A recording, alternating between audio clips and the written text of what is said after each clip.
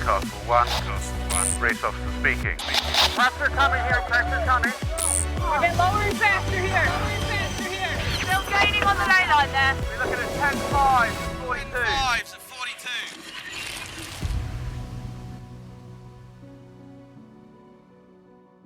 Hi everyone, I hope you're all well.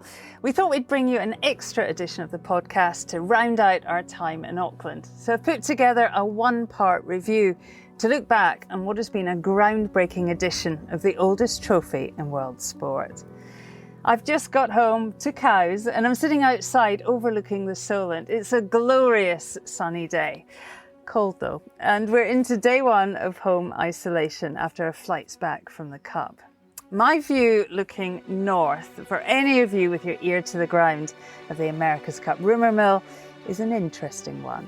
As I sit overlooking the waters of the Royal Yacht Squadron, about which there are some faint murmurings, well, we'll have more on that shortly, but if the rumours of any substance, I could be looking out over a future AC37 racecourse.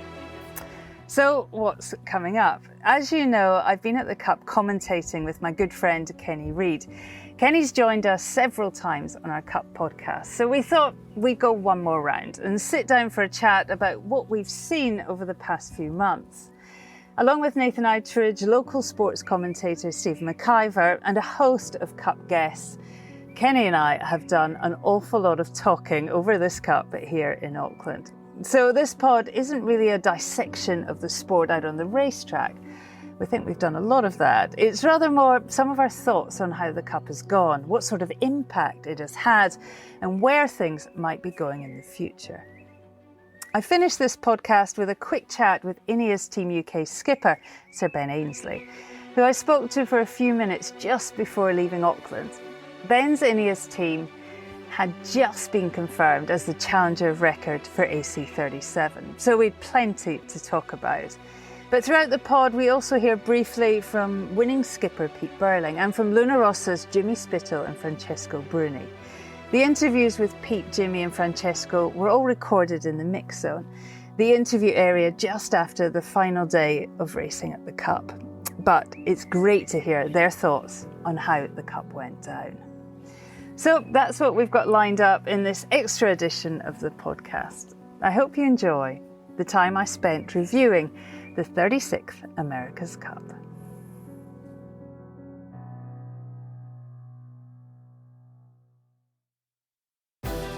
When it was 3-3, to me, the writing was on the wall.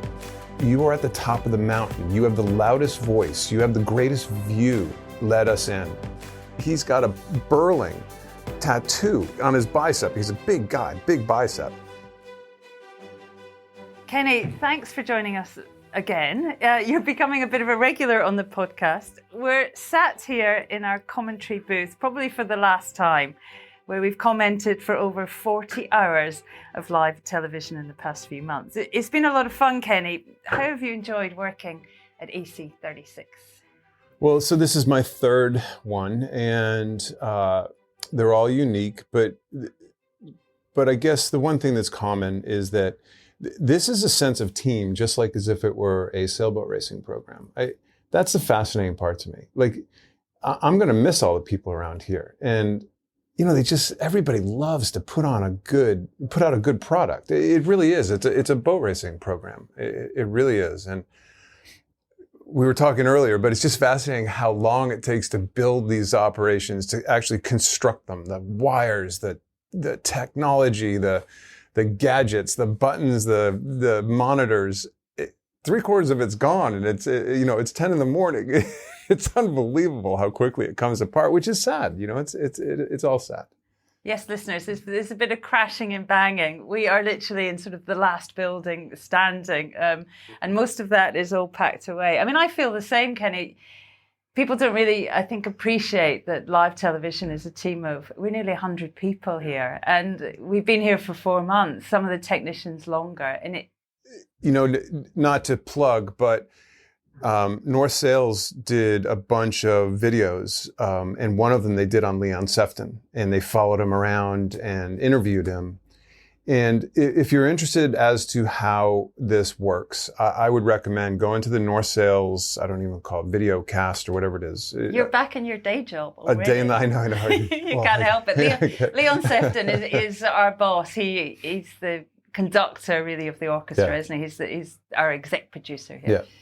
Wildly talented, great person to work for, but it's fascinating. He gives you a little insight into how this all works. So if you're curious, if people at home are curious about how television and water and electricity all kind of combine and radio waves combine, I would recommend it. Anyway, it gives a little bit of an insight into what we do. How important do you think, the television product is? And I guess, how hard is it to put sailing live on TV in an understandable fashion? What are the challenges of doing that? Well, listen, the grids and the boundaries on the race course have made sailing watchable on television. And so there's a few factors here. I think one of our biggest objectives isn't necessarily to show pretty pictures, but it's to elicit a response. And I think we did that in spades, because the response very often is so polarizing, is so polar opposite.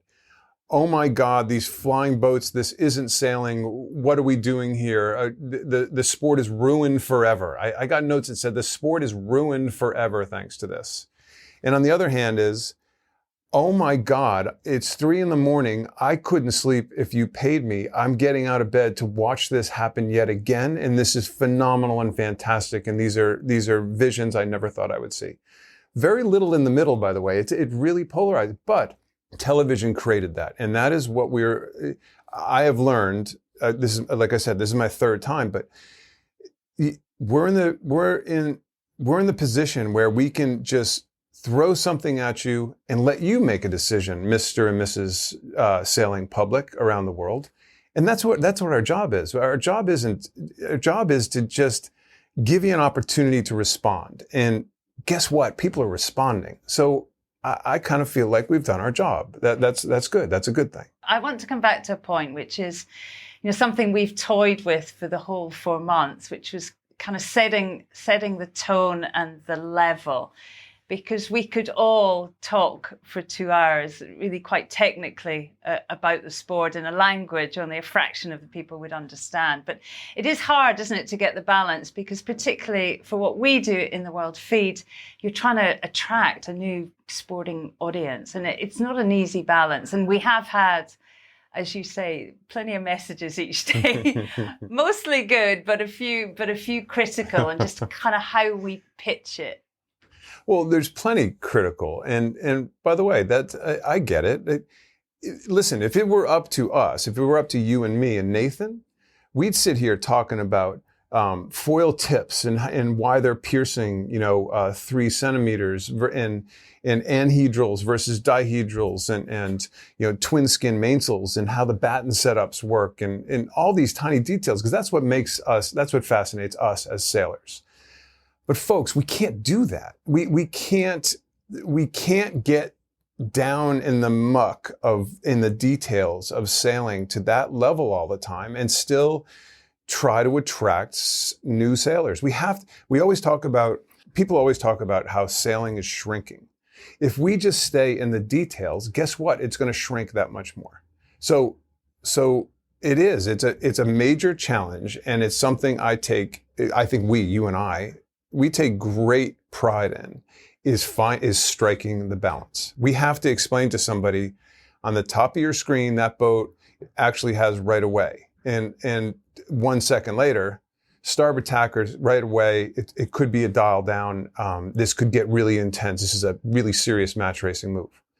Well, that first group you talked to, half a sentence before, has no flipping idea what a dial down, what starboard tack, what anything you're talking about. So you have to somehow get it to both of them before the other gets pissed off and leaves and shuts the TV off. And I think, honestly, there's a lot of stuff that I'm not good at. But I think you and Nathan and I, and with Stephen as our maestro, I think we strike a pretty good balance. Could it be better? Of course it could. But I'm proud of that. I really am. All right, let's get into the cup itself. First question, an obvious question perhaps, but did the fastest boat win the America's Cup? Of course it did, yeah. And any Italian would tell you that the faster boat won the America's Cup. Well, Jimmy last night at the press conference said, I kind of felt like bringing a knife to a gunfight every once in a while. So they knew. The rhetoric, you could tell by the rhetoric in a way, they knew. Everybody knew. The real story is, when were the Kiwis going to learn how to sail again? You know, because they hadn't sailed for so long. So the Italians had to break this out to like a 4-zip lead to have a chance, while the other team didn't know how to sail or start yet. And they didn't. And when it was 3-3, to me, the writing was on the wall, because they were getting better by the day. What did the Kiwis have that won them the cup? Other than just speed, what did they do better than the others? So the Kiwi ingenuity is real. The world talks about it, especially the sailing world talks about it. We talked about it on air, sailing around the world with a bunch of Kiwis on the boat. Something breaks, and you know, if you're an Australian or a Kiwi, you're the first one whose wheels are turning, and you're going to figure this out. They won because they had the full package, and bizarrely enough, and I think they would admit it, I think Grant Dalton, as the boss, would admit it, the missing link of the full package at the beginning of the series was incredibly what we thought one of their major strengths was, and that was the sailing team. You know, the sailing team wasn't sailing as well as they could at the beginning of the event. Kiwis are the full package, the aerodynamic package, the hydrodynamic package, the aerodynamic meaning the wind over the deck and the hull shape and all that stuff, and then the aerodynamic package in the sail plan, and then the hydrodynamic package somehow making really close to the smallest foils in the fleet work in 6 knots of breeze, as well as big. You know, so, some would say a lot. You know, the other two challengers would say it's because they had the rule earlier. I call that a bit of a cop-out, frankly. I mean, maybe I'm getting in trouble with the other two challengers, but I get it. You know, so yeah, the defender and the challenger of record had a X month advantage because they were actually creating the rule. You knew what you signed up for, guys and girls. So yeah, full package, man. They always do. It's an interesting culture there as well, isn't it? I mean, really different to the other teams. I mean, even for us, you know, very limited access. There's no kind of tall poppy. There's no Jimmy Spithill. You know, what do you think? I mean, it does seem like a different kind of culture to everyone else. It's a completely different kind of culture. It obviously creates exceptional results on the water, 2 in a row. Youngest skipper ever.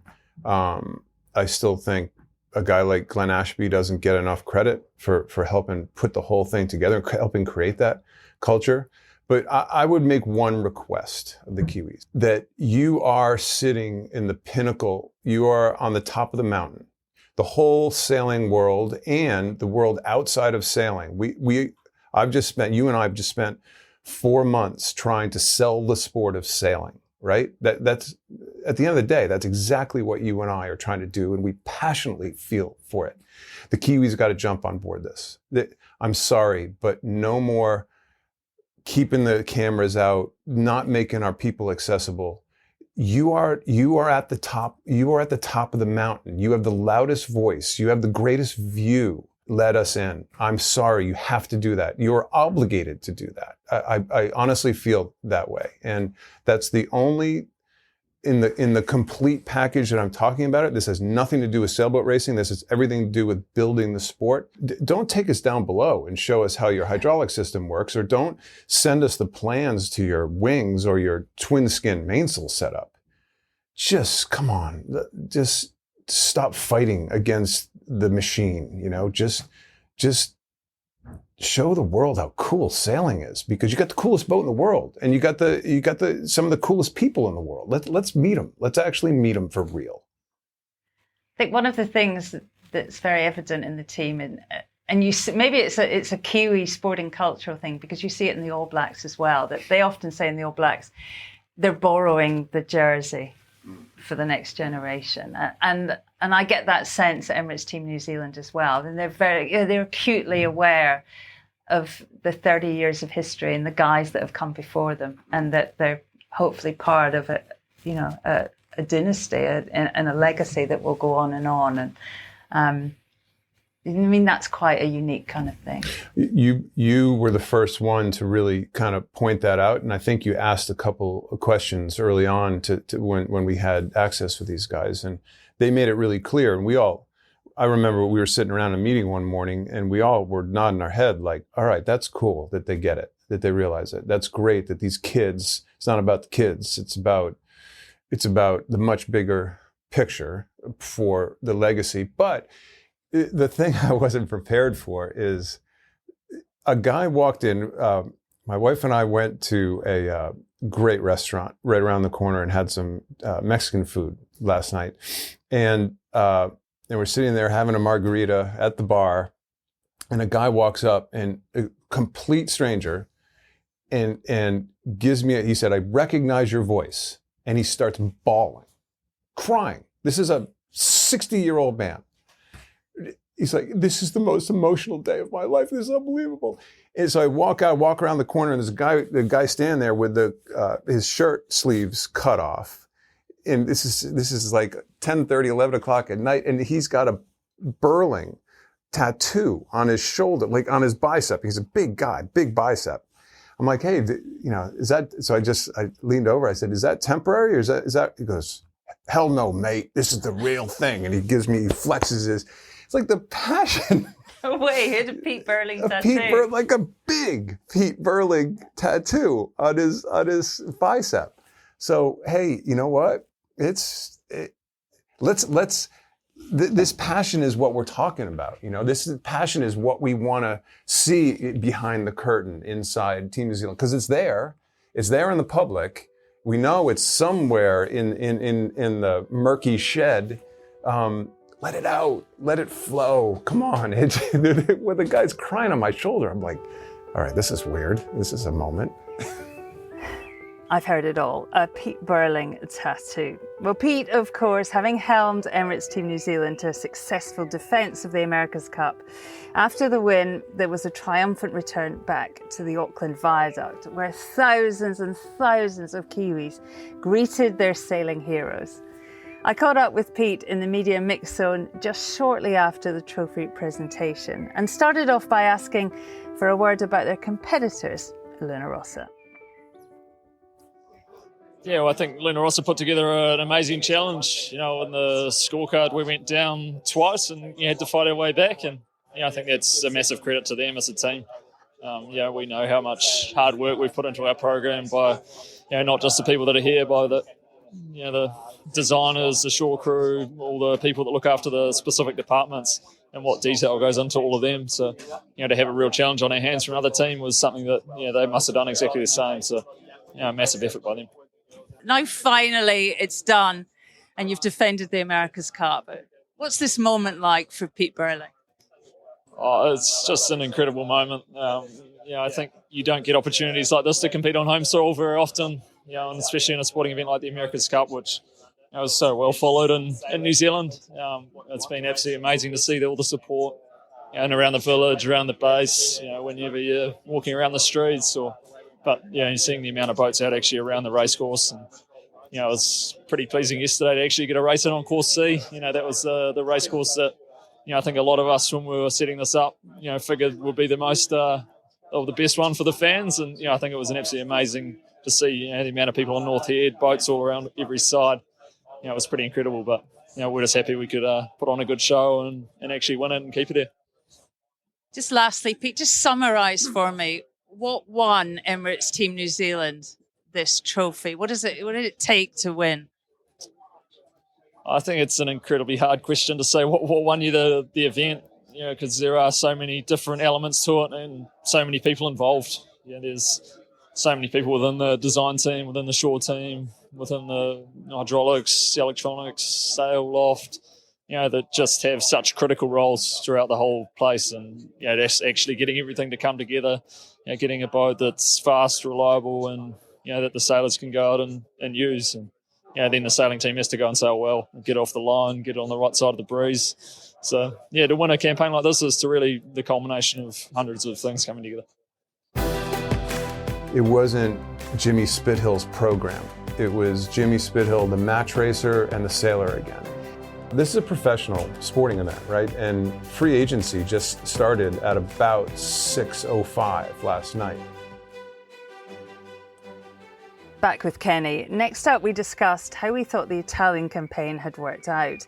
Luna Rossa, the official challenger of record, of course, winning the Prada Cup, the Challenger Selection Series, in a boat that was, in looks anyway, pretty close to their version 1 AC35, a fact that Kenny starts off our discussion with.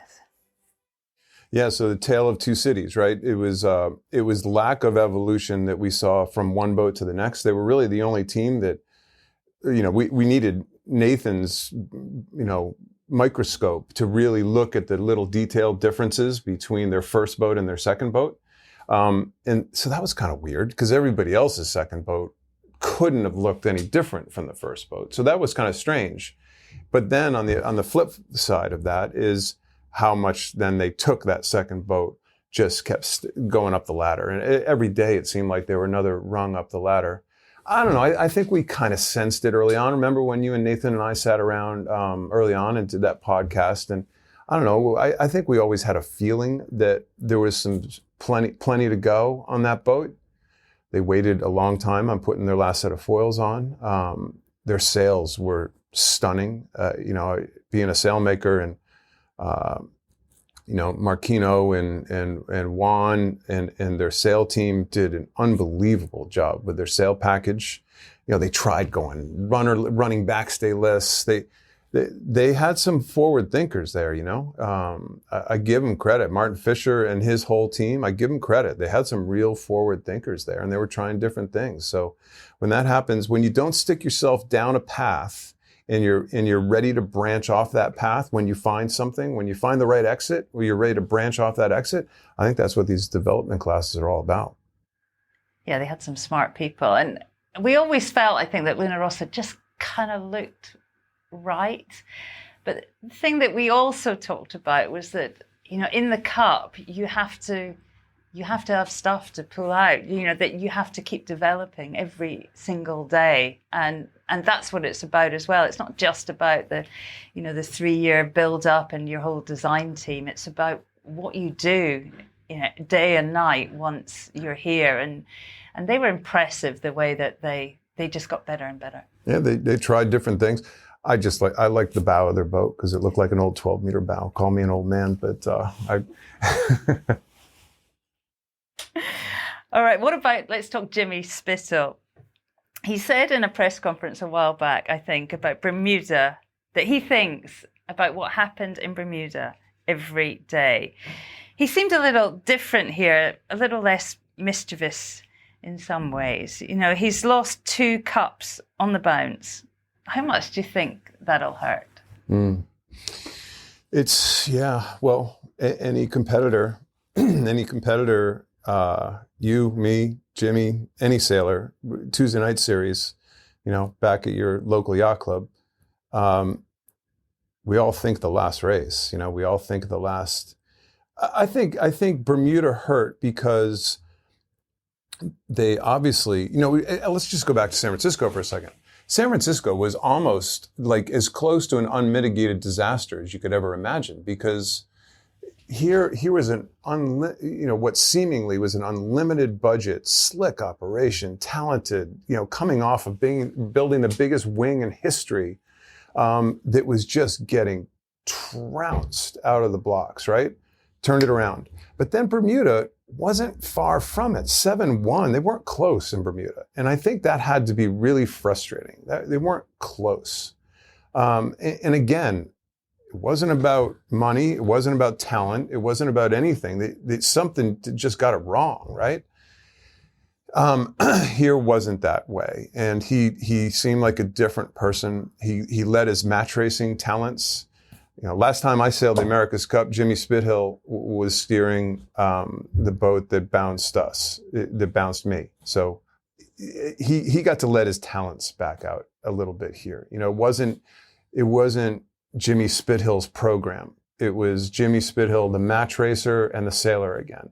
And for that, I think he did himself really well at this event. And by the way, Francesco Bruni, I'm sure this is another one of your questions, but I think Francesco Bruni came off as a spokesman for Italy, for sailing, for the America's Cup, as good as anybody here. He was honest. He evaluated himself in front of the world. He showed his emotion, but I thought to the right degree. I was super impressed by him, not just his sailing skills, but as a spokesman for the sport. We tried to say that yesterday on air. Thank him. Thank you. You did great, man. You did great. And I was very impressed by him. I was too. And, he grew throughout the 4 months. He grew into the role almost. And funny with it, self-deprecating, honest, funny.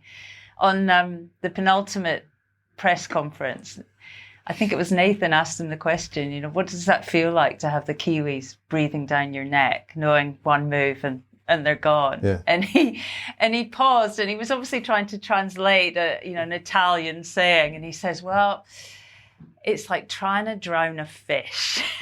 And for me, that just kind of sums it up. It absolutely summed it up. But he was a joy to work with, as was Jimmy. I mean, he's part entertainer, and he's playing a role as well as delivering on the water. I wish, so for people at home, and this is slightly off track, but every day before the TV show starts, Leon Sefton calls out to the boats, our producer calls out to the boats, says, sound check, you got to do a sound check. Shirley, Kenny, Stephen, or Nathan, sound check out to the boat. So we get to, this is long before the racing starts, and he picks a moment where they're just kind of sitting around.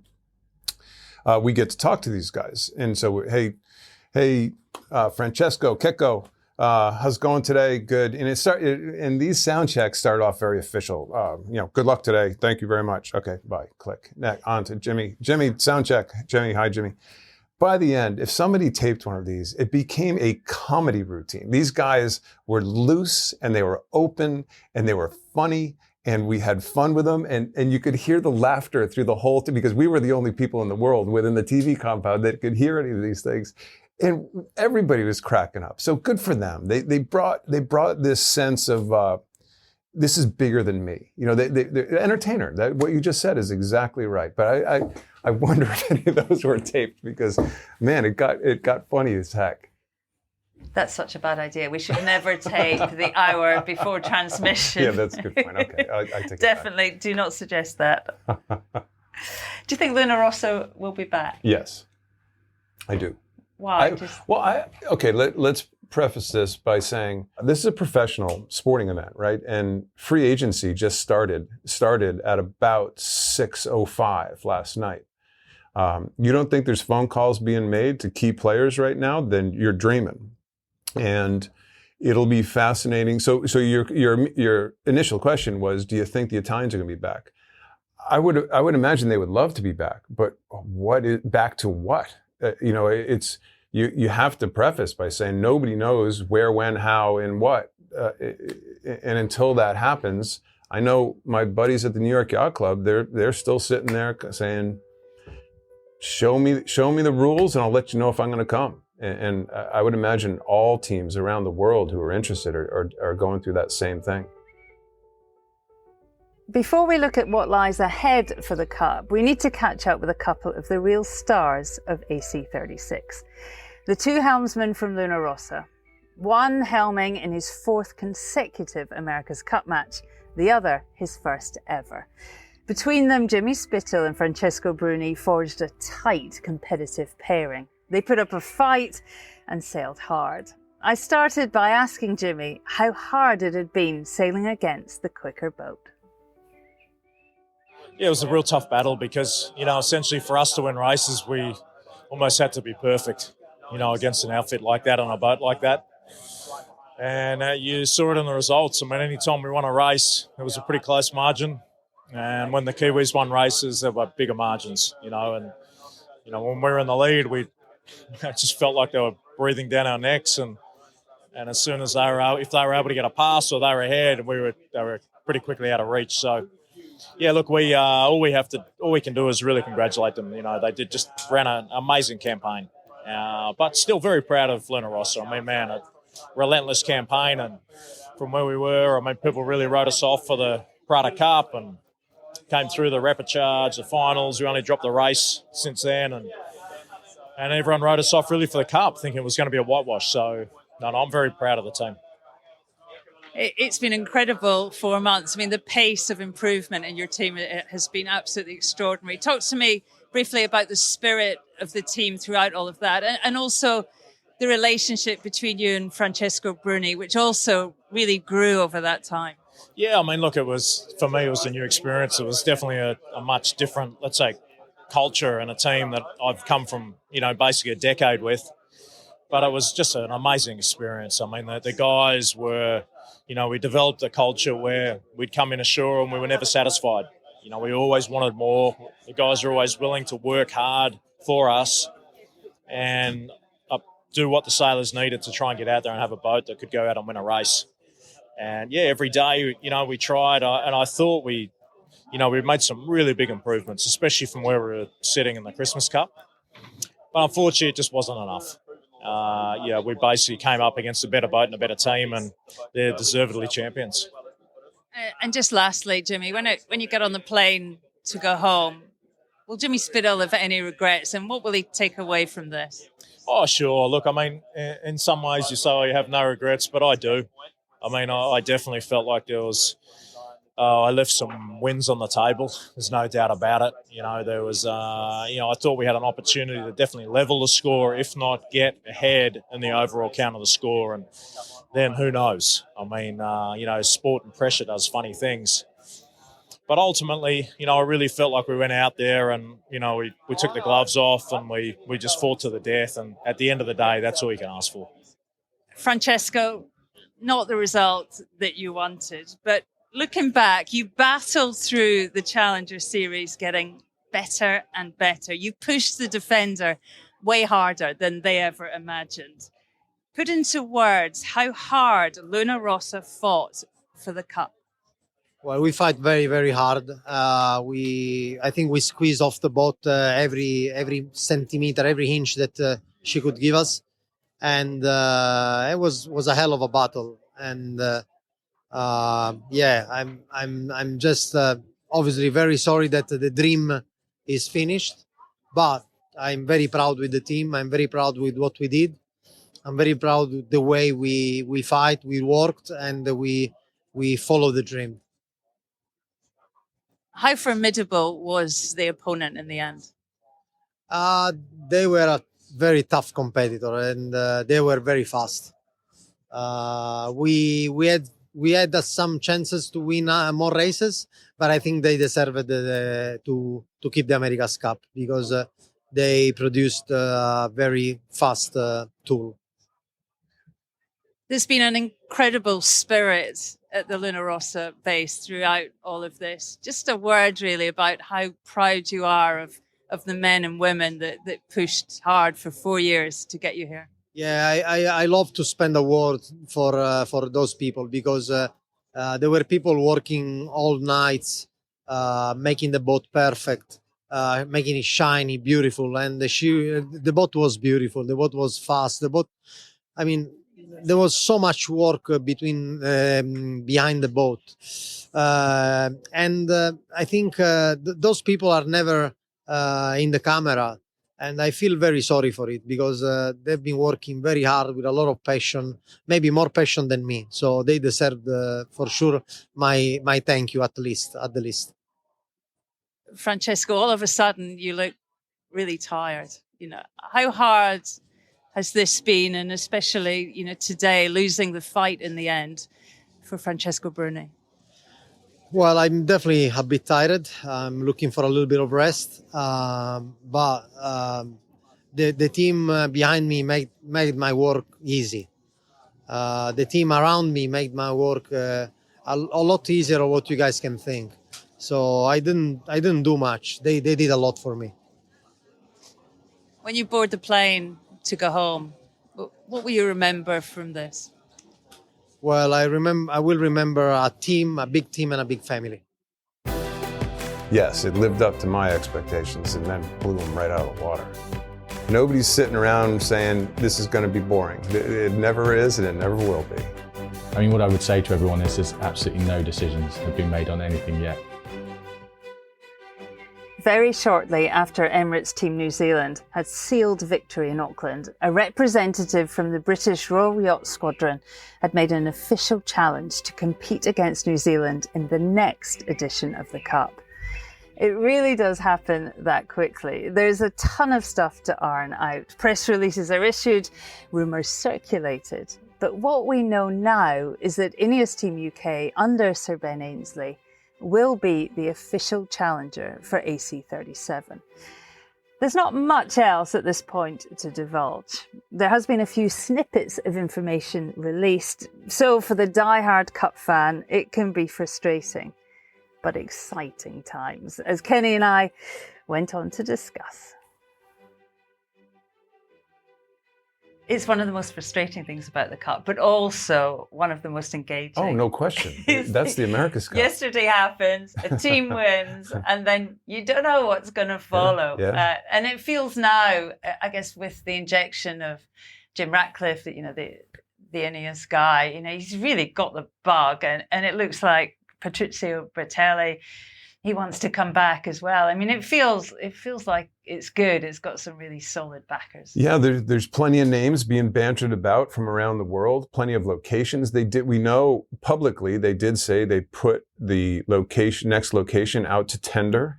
Now, was that just a play against the local politics? Or hey, government, hey, New Zealand government, are you going to kick in and keep us here? Or are you just kind of letting us go off the pasture? That's the America's Cup, man. It's so cool. It's so hard. It's so messed up. But at the same time, it's really cool.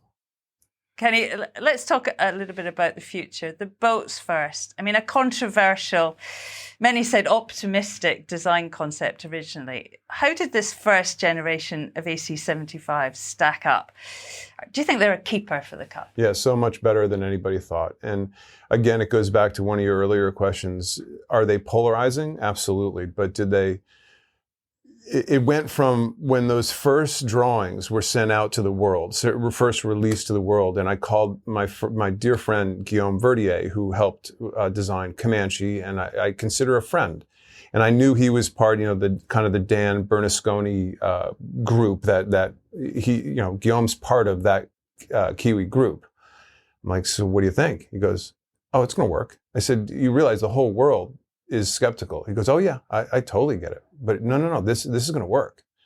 And then about a month later, Burns Fallow, who's our North sales designer and embedded into the Kiwi team as their sale designer, he and I would go back and forth, and I'd hey, what's up? And of course, he never would tell me anything. But one day he said, 30 knot VMG upwind. That's all he said. That's all he sent back.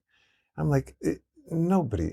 Remember the AC72s out in San Francisco, fastest boats in the world. They were initially going 22 knots upwind. We're like, wow, they're ripping. Remember they got going like skimming at 26 or 27.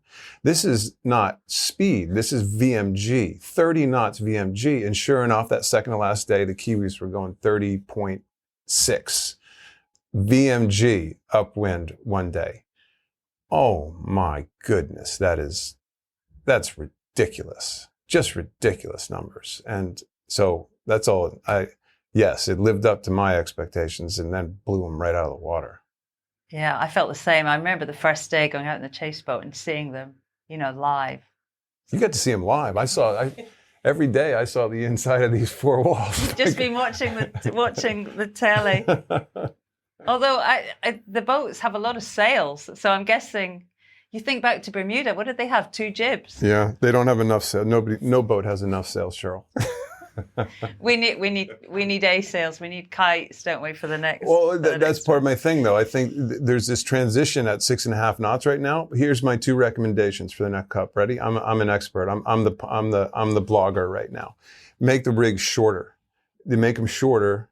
That means they're going to be faster in the top end, less drag, and it forces them to put up some sort of code zero, some sort of sail changes up till 9 or 10 knots.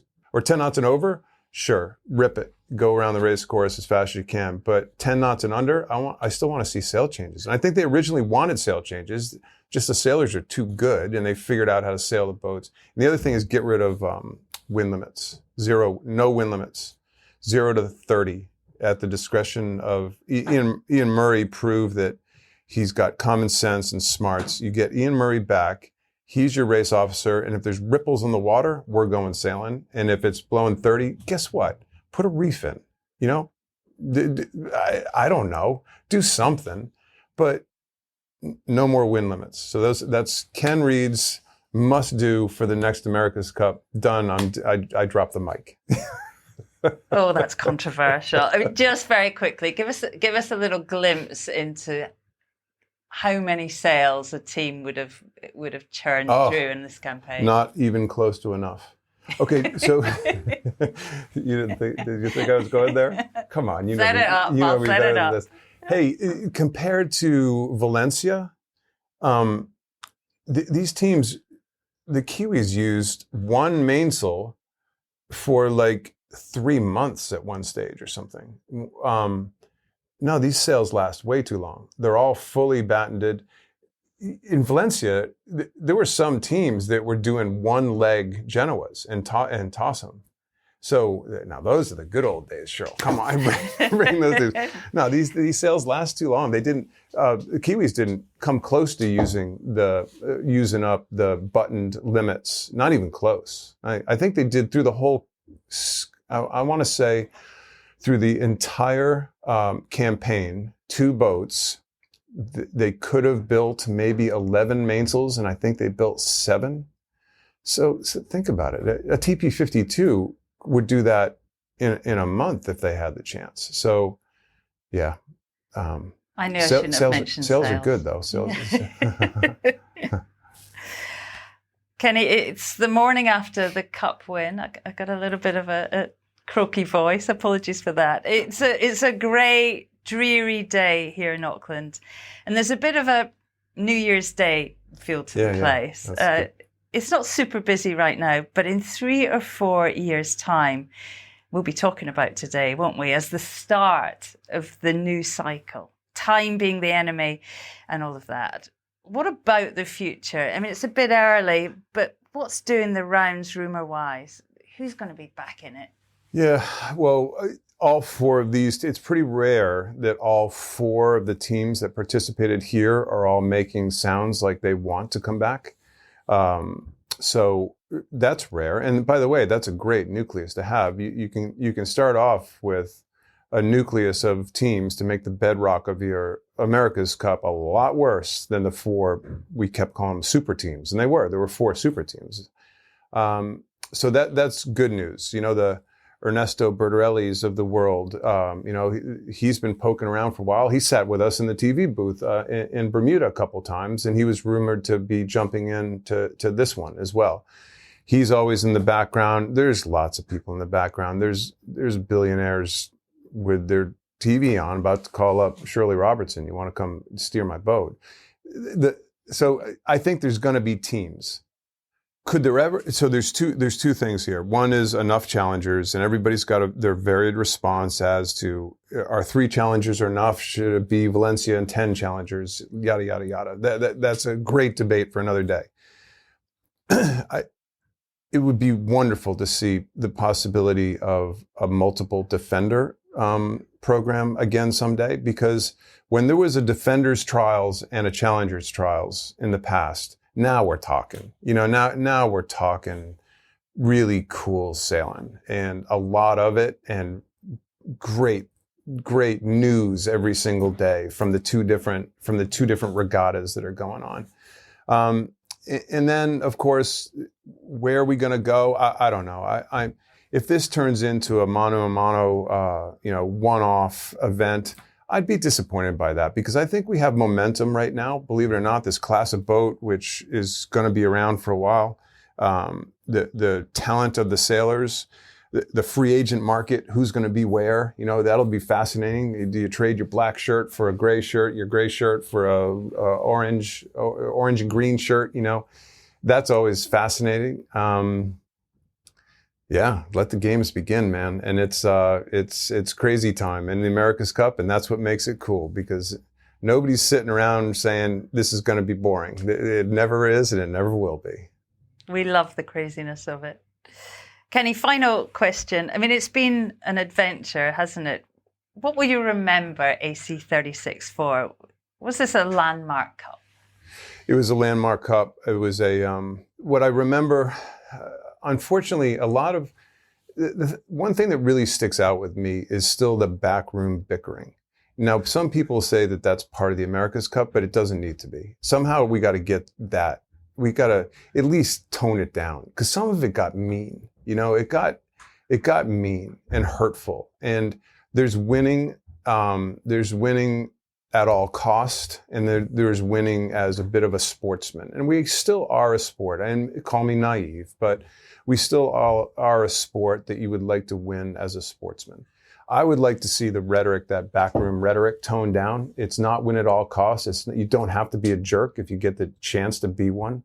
But at the same time, the technology driven from the America's Cup is now to a whole nother level. And your kids, my grandkids, your kids are already foiling.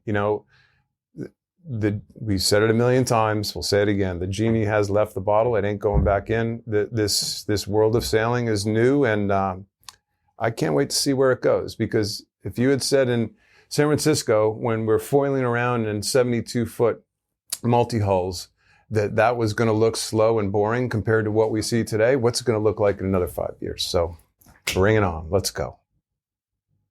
Kenny Reid, until next time. I'm going to miss not having you on every month. Thank you so much for your time on this podcast. Safe travels. I know you're off to do a regatta, flying out tonight to go sailing. Go do the Cabo race. I get to go racing again. Yeah. You got your double-handed project, and I might do a little more of that this summer, but I'm going to go sail with Roy Disney on the Pyewacket, and we're going to go take a Volvo 70 down the coast to Mexico in about a 3-day race with a bunch of old friends. So I can't wait. It's been a special time. Thank you, Kenny. Yeah. That's all from Kenny. But before we go, we've one final guest. A man who may well have been hoping for a bit of time off after 2 rigorous back-to-back cup campaigns. But instead, he's landed himself a whole ton of work as the principal of the newly declared Challenger of Record for AC37. We couldn't leave Auckland without a quick chat with Sir Ben Ainslie, who was once again kind enough to give us some of his time. I started off by asking him how he thought his team's campaign had gone. Well, I was pleased in some ways, but ultimately, disappointed with our end result, because we're all in this America's Cup game to try and win it, and we clearly were a long way from that. So we've got some big questions to ask of ourselves as to why we didn't perform better. That said, I was hugely proud of the team from where we were pre-Christmas to turning things around, getting ourselves on top of the round robins and then into the Prada Cup final. So, yeah, certainly some good experiences, but fundamentally, where to take the team forwards and how to understand what some of those issues are around performance and getting those right. The big news, of course, as we sit here, is that a couple of days ago it was announced that INEOS would be the official Challenger record for the next Cup. How big a deal is that for this team? Well, it's a big deal in terms of having the commitment to move forwards. And one of the challenges I think we felt through the last campaign was that we were, certainly with the new class of boats we had with the AC75, that we were, somewhat on the back foot in terms of the development of that. And that kind of really showed the whole way through the campaign. So now having the opportunity to work alongside Emirates Team New Zealand, to put the protocol together, to work on any amendments that may be made to the class rule, I think that puts us in a much better position in terms of understanding the challenge ahead and making some of those key decisions early on, which quite often you can't row back from. So I'm really, really happy, both from the sporting perspective and from a competitive perspective of being involved, as I say, with some of those key early decisions. Can you briefly talk us through what you can on the landscape for the next Cup? I mean, we know we'll see the AC75s back, that there's going to be a strict nationality rule. I mean, what are the details that you can tell us at this stage? Well, it's really early days. And to be honest, there isn't anything more than what you've said really, or what's been released. I mean, I think the fact that we're committing to the AC75 class is a massive boost for the Cup. And, frankly, I'd like to see that class committed to for the next 10 years or more. And, one of the most successful Cups we've seen in the history, or certainly in modern history of the Cup, was in Valencia with version 5 of the IACC class. So sticking to the AC75 class, I think, is really key for the immediate future, or short to medium term future of the Cup. Some other things, I think the nationality clause, I think, we obviously support that. I think it's good to see those nations that have good representation in the sport, sailors committing, to their countries as they would, say, in Olympic Games.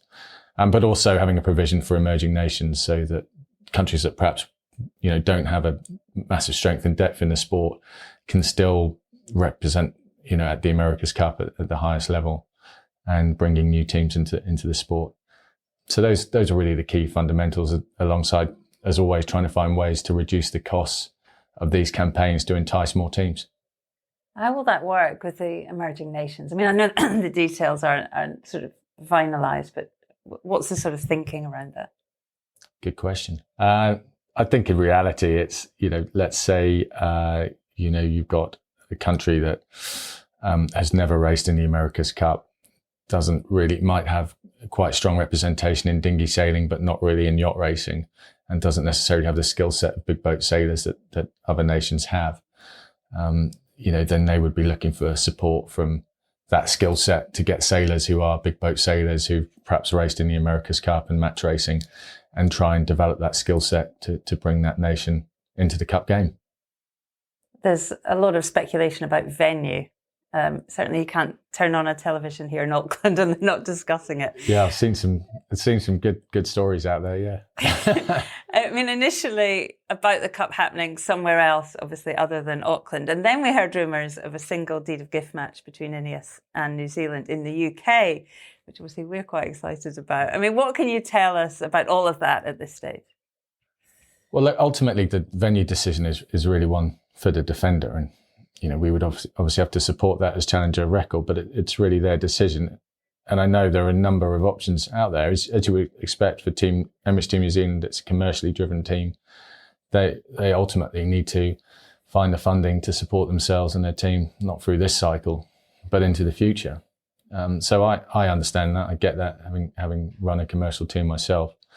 And those options are out there, and there's some being talked about. And, what I would say to everyone is there's absolutely no decisions have been made on anything yet. So, just watch this space, and I'm sure that will, under the messaging that we put out, a couple of days ago, there's a 6-month period there to try and work out what's the best structure for the event moving forwards in terms of venues and dates and so on. All right. How exciting is this for a man who wants to win the Cup back for Great Britain? How exciting is it to already now be planning for the next campaign? It's great. It's really good for us as a team. This will be our third go in this structure, if you like, of the team. And that's really important, that continuity. And we've seen that with Luna Rossa, been in the game 20 odd years, Team New Zealand 30 odd years. And okay, the people may change slightly over that period, but it's the same organisation, and you're growing that culture, those learnings. And that's really what we need. The UK's never really had that continuity. And so to have that backing, that support, to know that we're moving forwards really gives us a good bedrock to plan from and get ourselves up to the very top level of the America's Cup. In trying to win back the Cup, how much is this a possible distraction? How much is this, a massive advantage for the team? It's true, being challenger record can be a distraction if you allow it to be. So I think you've got to be quite structured. Obviously, having a good relationship with the defender is key. And I think we do have a very good relationship, a lot of mutual respect between ourselves and Team New Zealand. So I like to think with the right planning, the right structure, that it will be, we will set up a really good, structure for this next Cup in terms of venues and dates and class of boat and bringing more teams in. And yes, in terms of understanding where the class is going, that's really important for the performance, not just for ourselves, but for all of these teams coming in. AC75 class has been a huge success. We probably need to make some tweaks to the boat to increase the performance, particularly in the lighter airs, I think, people would say. How can we get these boats foiling in 6 to 7 knots rather than 8 to 9 knots? There'll be some changes there that will be to the benefit of everyone. Exciting times. Ben, we look forward to finding out more as it's announced. Until then, many thanks for your time. Thanks, Shirley.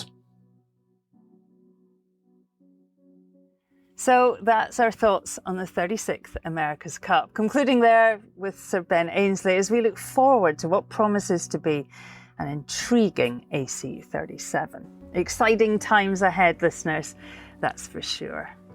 That's all from us for a while. We're wrapping up season 2 of the podcast with this look back at the Cup. We're going to take a short break for a month and we'll be back in May with plenty more stories from around the sailing world. I'm going to wrap up here with a massive thanks to everyone that's been on the podcast this series, to all you listeners, to all of you that have subscribed and rated the podcast. Thank you. It means a lot. As ever, please let me know what you think about the podcast at Shirley Sail on Instagram and Twitter, just me on Facebook, and please try to like, review and subscribe on whatever platform you're joining us on. Thank you. This podcast has been brought to you by the hard work of our wonderful producer, Tim at Vertigo Films. A big thanks, as ever, to Tim. You're a star.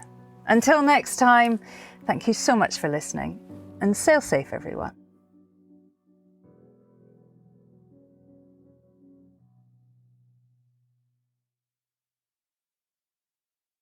This is Castle 1. Race officer speaking. Pressure coming here, pressure coming. We're getting lower and faster here. Still gaining on the ley line there. We're looking at 10-5 and 42. This is Castle 1 standing by. Out.